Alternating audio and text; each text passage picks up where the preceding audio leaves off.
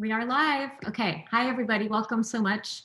We hope you are set up, have tea, a fan, if these came in the mail, tea, and your viewer built and ready to go.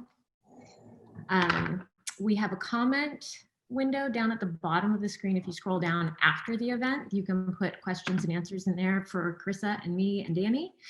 And for now, I'm just going to introduce everybody. We've got Carissa Potter, who's the artist who's created this amazing virtual show, which is not actually hung in a gallery and has been created in a 3D model. We are wildly grateful to Bolin Sawinski Jackson, who helped us build the model. So that has been a pretty amazing creative feat to build a virtual space that actually is the same as the gallery. And then Carissa, of course, populated it. So a little bit about Carissa. She's an artist who lives and works in Oakland, California. She received her MFA in printmaking from the San Francisco Art Institute and is a founding member of Culpa Press. She's also the founder of People I've Loved, which is an amazing stationery and photos, and I mean, not photos, Carissa, posters, art prints as well, but what she's showing in the gallery today that you're going to see are her original Sumi ink paintings, which are represented in the gallery. She's worked with the Berkeley Art Museum, the ICA in Boston, SF MoMA, and the DeYoung Museum as well. And she's also published 2 books with Chronicle Books. It's Okay to Feel Things Deeply, and If You Were Here, or I Like You, I Love You, right? And then she's also working on a project right now, If You Were Here Now, a project presenting guided videos by artists that can help people navigate life through the COVID-19 pandemic. We also have Danny Grody here, who is going to be accompanying Carissa with music, both guitar and keyboards and drums. He is a solo musician and a founding member of San Francisco-based bands Tarantel and The Drift. He's a self-taught guitarist, and the melodies at the core of Danny's songwriting bring to mind his love of West African kora, Tacoma-style fingerpicking, and all things minimal, repetitive, and hypnotic. And lastly, before I hand it over to Carissa, I want to say a huge thank you to Andy Rappaport, who's one of the co-founders of the Minnesota Street Project, who has been instrumental and passionately involved in making this project possible. So thank you, Andy. We are wildly grateful. All right, Carissa, to you. Hey, everybody. I think maybe, if it's okay with you, I think we might wait just a couple minutes until 11 o'clock.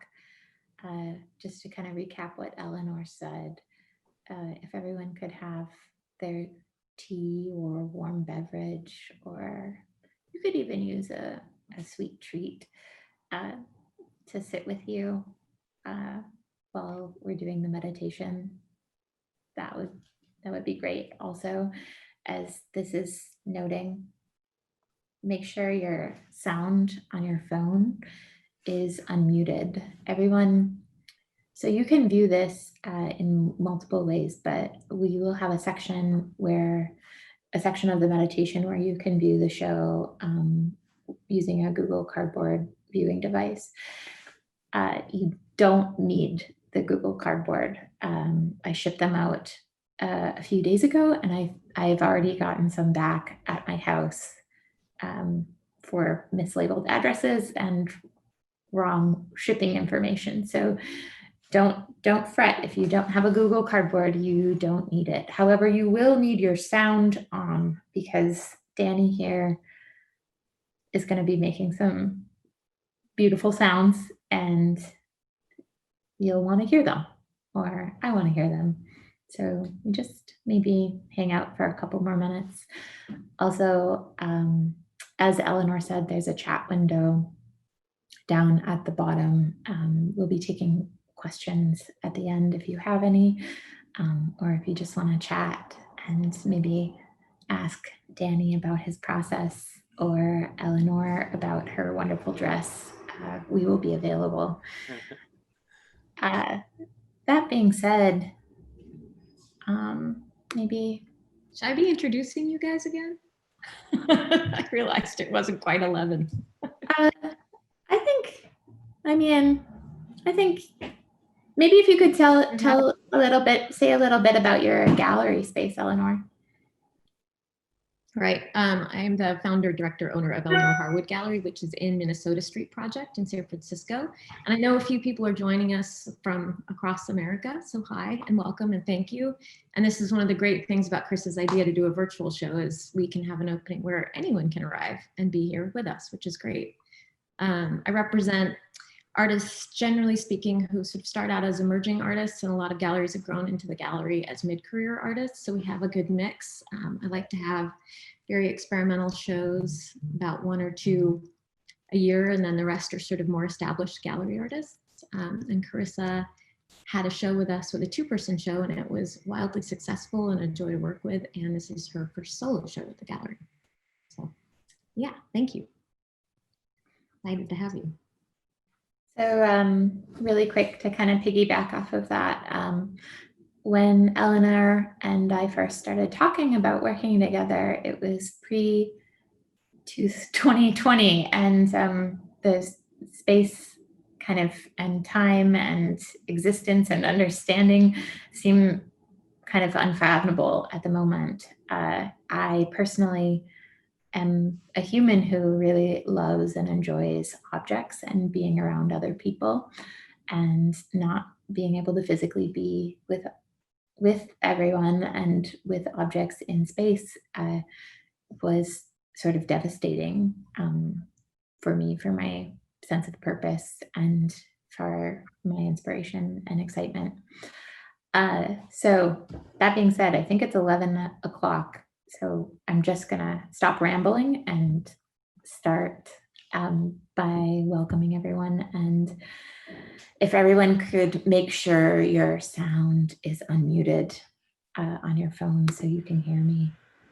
Carissa, do you want me to do the intros again? I'm happy to. I can do it.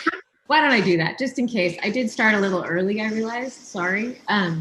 So for those of us joining now, this will be the first time you hear it. And if anyone else was already on, I'm sorry about the redundancy, but I need to introduce Carissa and Danny.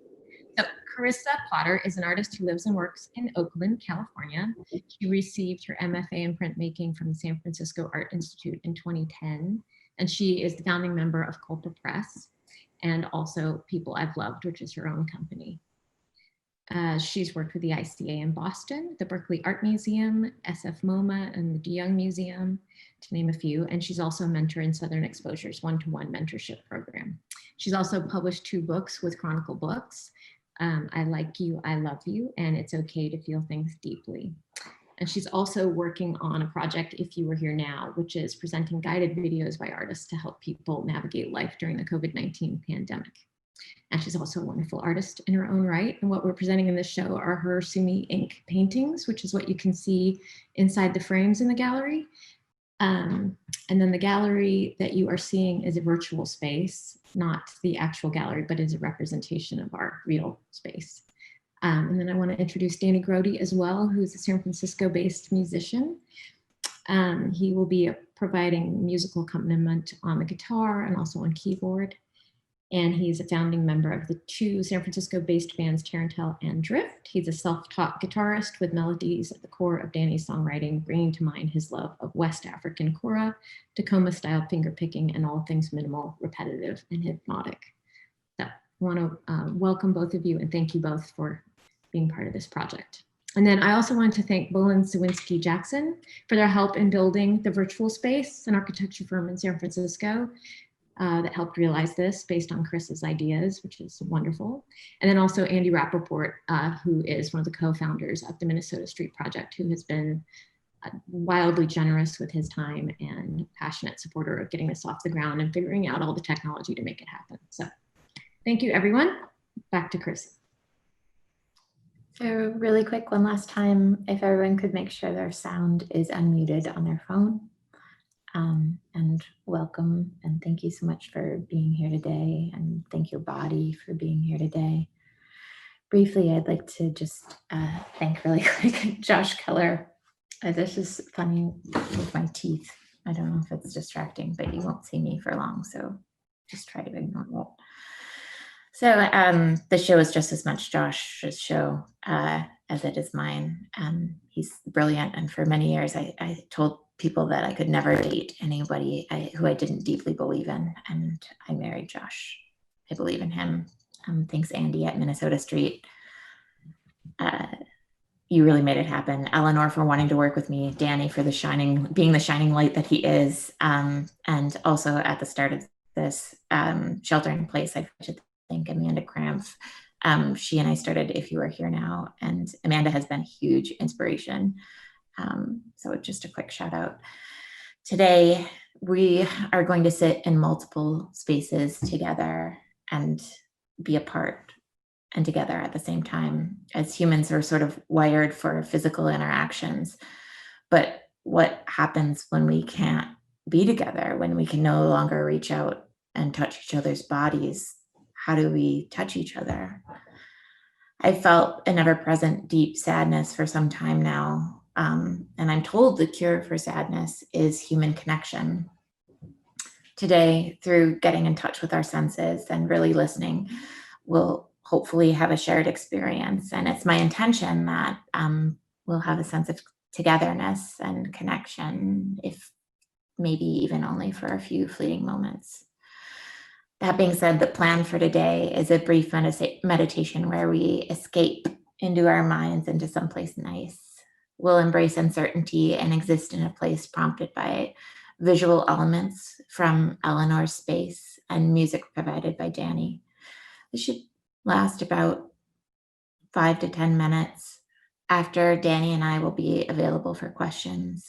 Feel free to leave or stay or whatever feels good to you in the moment. So with that being said, let's get started.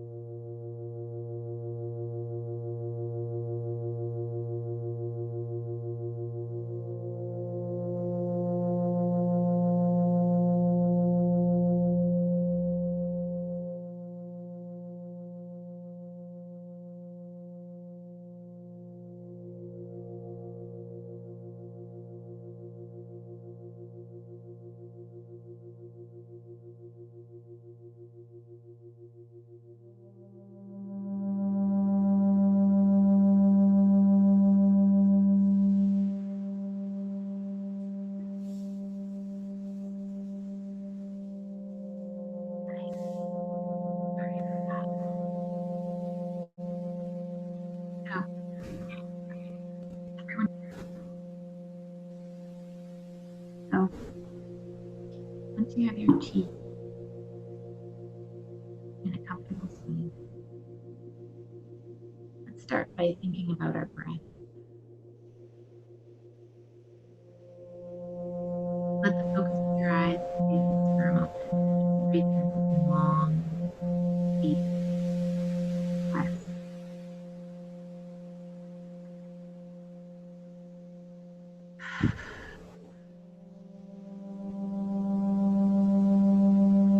Let out an audible sigh of relief when you exhale.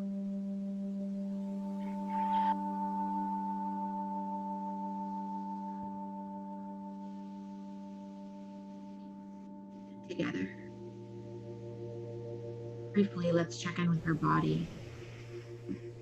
Maybe wiggle our joints and limbs. Point and flex our toes. Firmly plant our feet on the ground. Shift our hips a little. Noticing any tense spots and relaxing them and adjust your position to be comfortable. You can relax.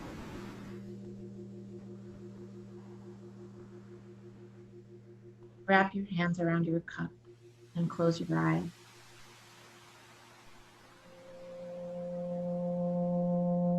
Feel the warmth from the mug drifting into your palm, radiating up past your wrist, flowing up into your arms and traveling throughout your body. Lean it close to your mug. Close your eyes and maybe take in a deep breath.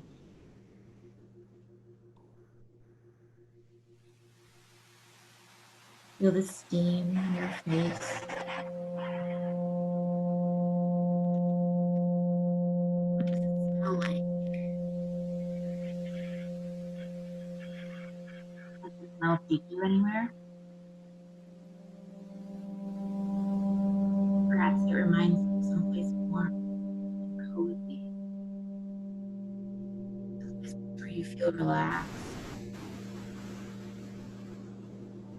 have a sense of comfort and belonging. And take that in for a couple more breaths.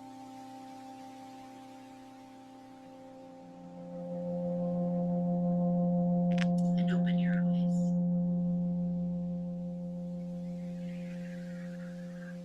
At this point, I'm going to take our phones and our viewers and we're going to scroll down a bit so the show occupies your entire screen. Instructions. If you don't have a viewer, that's okay. You can look through and explore the show on your browser or on your phone. On the side of the screen, push the little VR Google icon at the bottom back. It looks like a rectangle. The image splits into two. And put your phone inside of the VR goggle. Lift the goggles to align to your eyes. At this point, you're all together, grounded in our memory and experience of the space. Relaxed, supported. Or perhaps at the same moment, as we look around, we might imagine our bodies laying in a field of flowers, the sun shining down, warming our skin ever so slightly. Or maybe we're resting on a warm sand dune on the edge of an ocean. Imagine my voice is coming from someone you long for deeply. That I'm here with you, sitting, looking. I'm with you. At this point, I'm suggesting two options. One, that you stay here in the space, in the gallery, and look around for a bit, noticing anything that might trigger a comforting thought or escape deeper into the flowers while listening to Danny. Or close your eyes and go somewhere that feels nice and rest and listen, taking in the delight of the sounds of Danny's texture and music. We'll rest here for 3 to 4 minutes, just being in our bodies.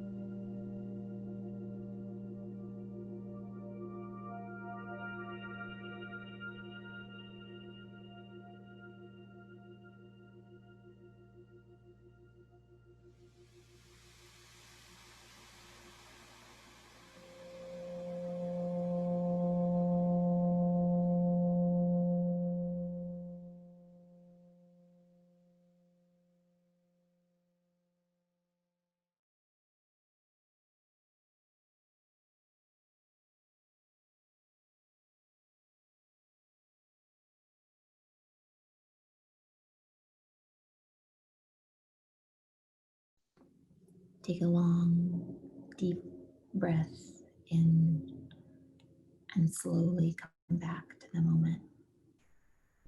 Or stay where you are if you have time and it feels right. This event is far from perfect, but I want you to know it's my attempt to create a space of comfort and solace and perhaps provide some connection in this really deeply lonely time. Just really quick, thank your body for being here, for remembering, for imagining. I really believe that we'll get through this collective emotional crisis together. I'm not sure how, but I'm hopeful. If anyone has any comments or questions for Danny and I, Eleanor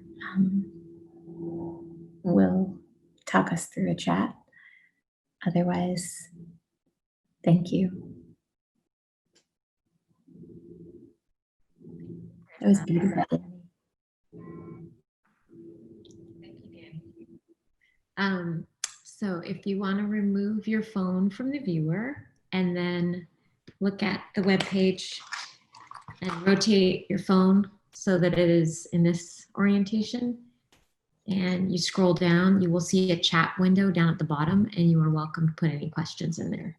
And then we'll be able to see them and respond to them. So also a little bit about this technological feat that we have attempted to bring us all together.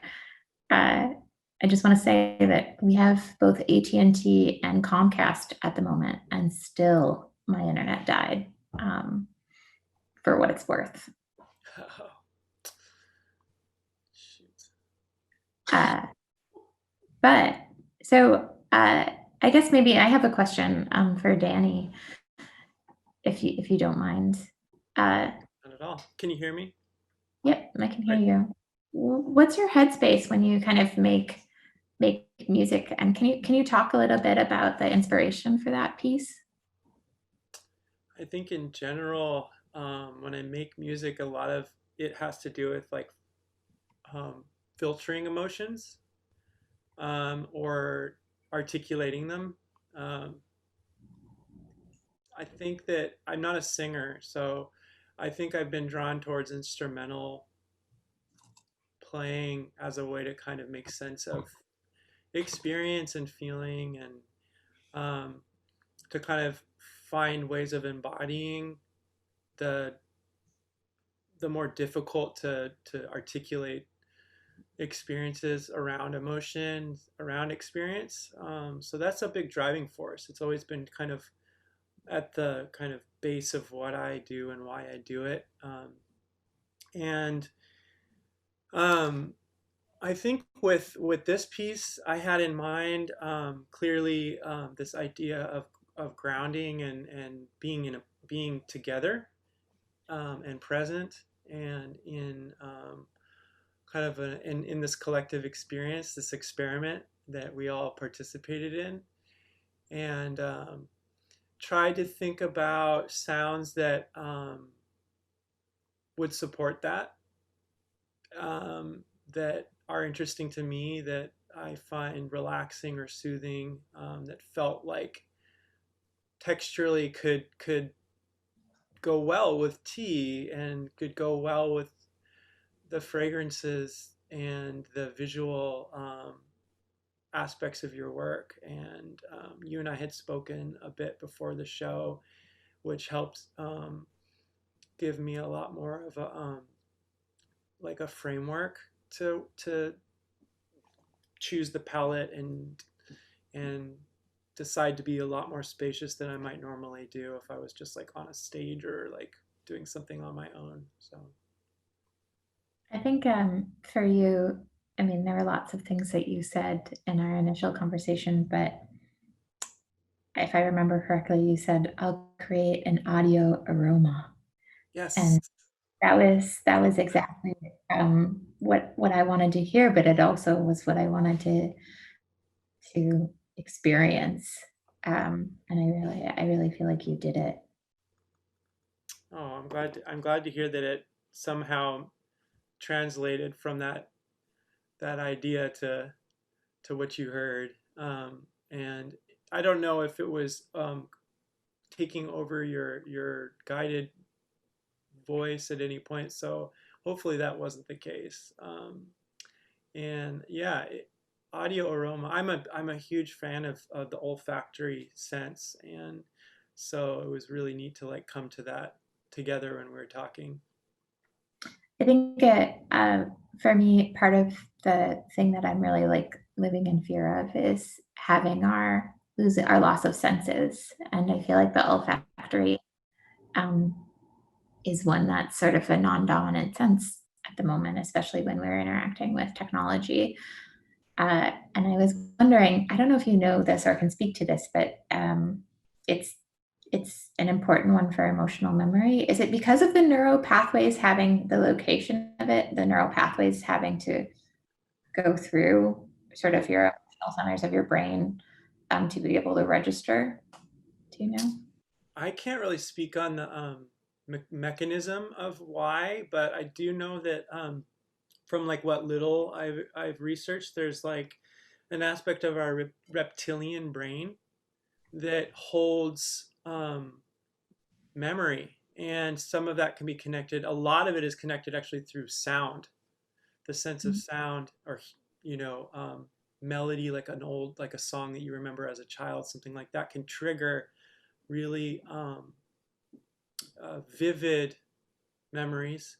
But I also think the sense of smell is a huge part of that same structure, that reptilian structure, and it can trigger um, memories that we thought we never could have recalled otherwise, and just the simple smell can tap into that.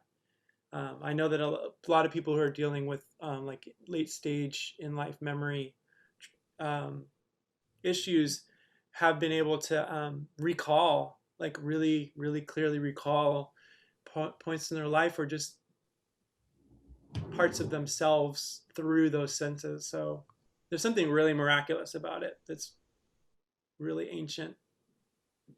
I do have a couple questions for you, Carissa, from people. Are you ready? Me?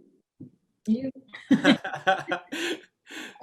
I've got one from Jen that says, Carissa, how did creating a digital exhibition challenge the way you work? Well, if I'm being completely honest, I'm really uninterested in technology and existing in these virtual spaces. Uh, so it was I think for me, it was a huge challenge to frame it in a way that would engage and excite me.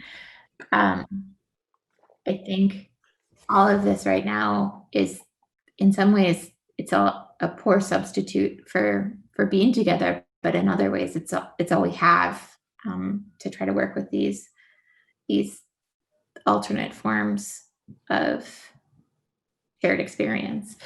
I think I was really fortunate in this situation. I'm fortunate in so many ways, but uh, I didn't have to actually address the technology beyond trying to figure out what goes there. Someone else placed all the work in the space. I only had to place it in Illustrator files, if that makes sense, in terms of the process. In a lot of ways, it was really exciting to be able to kind of do things that I wouldn't be able to normally do in the gallery, like make such dynamic risers and paint parts of the space. But also it was really important to keep the space as Eleanor's space, to have that sort of grounding aspect to for the people who have been there to have that memory and be able to go there. Yeah, it's interesting how familiar it feels. I mean, obviously I'm very used to my space, but it does feel a little bit like I have actually walked through your show, which is a pretty wonderful amalgam. It's like it's making it feel that way to me, which is wonderful. I will say though, Carissa, you said you don't like technology very much, but you pretty much immediately said like, let's make a virtual show from, oh, I don't think we can have an actual exhibition, an opening. And do you think that is because you are a particularly inherently flexible thinker or because, I mean, yeah, why were you so readily willing, even if you say you don't like technology? Well, I feel like in this particular time, I don't know about you. I don't want to assume that there's this sort of feeling of collective helplessness and wanting to make change and wanting to do things to sort of push the boundaries of what could be. And this was at the moment, the way that I felt sort of the best course of action forward. I think it's so easy lots of times to overthink things and get caught up in sort of criticality of things and that have that turn into inaction. And I'm trying to fight against that.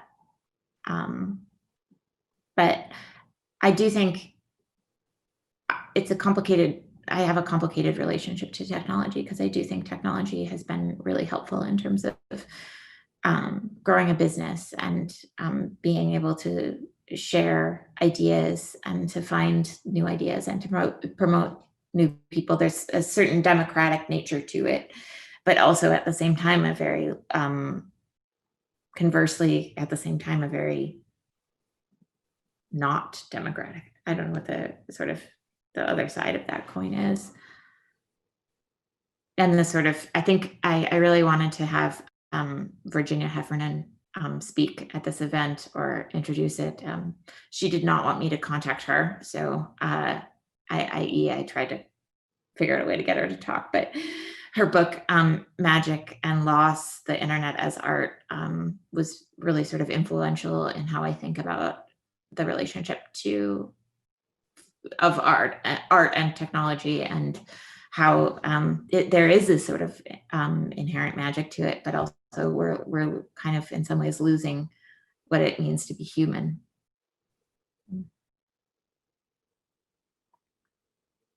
I wanted to point out a couple of things to people if they are still looking at the Zoom meeting, that all of these black objects in the backgrounds, the ones that do not look like a mural, are sculptures that don't exist, right? I mean, and I love that because you sort of went into a virtual space, you then kind of decided to throw out the actual laws of what you needed to make for a show. It's like, well, you can make these sculptures if you want to in black and put them in.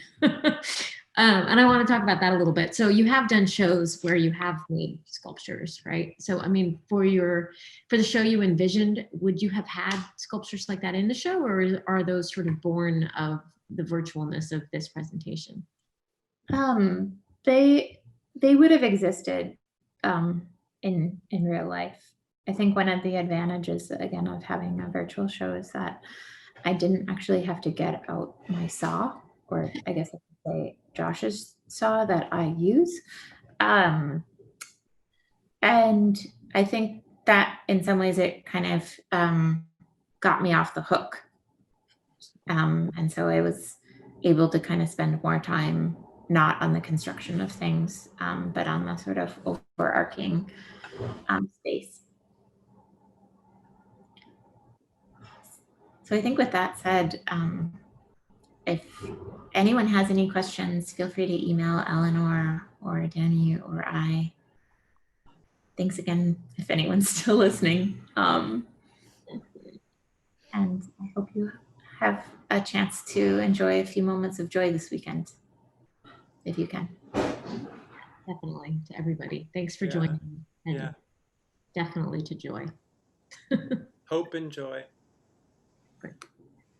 Okay, are we saying goodbye? Goodbye. I guess so. Carissa did.